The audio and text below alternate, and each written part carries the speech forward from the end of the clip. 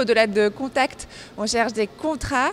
Donc on cherche vraiment à créer des partenariats de long terme entre entreprises belges et ivoiriennes, à vraiment renforcer les liens entre les secteurs privés de nos deux pays.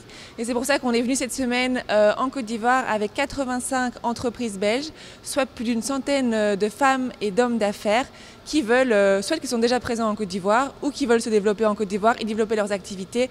Le président Ahmed Cissé, président de la CGCI, a placé son mandat sous le signe du développement du business des entreprises ivoiriennes.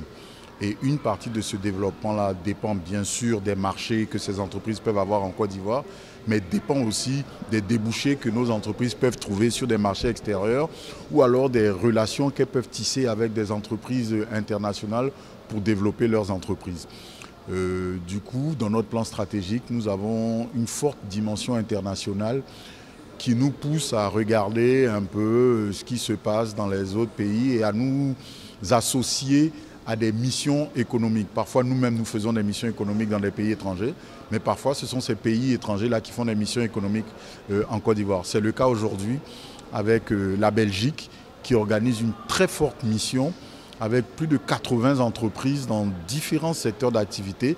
J'étais intéressé par le secteur de financement des projets avec une banque particulière. L'échange était fructueux. Je reste optimiste parce que la présentation était bonne.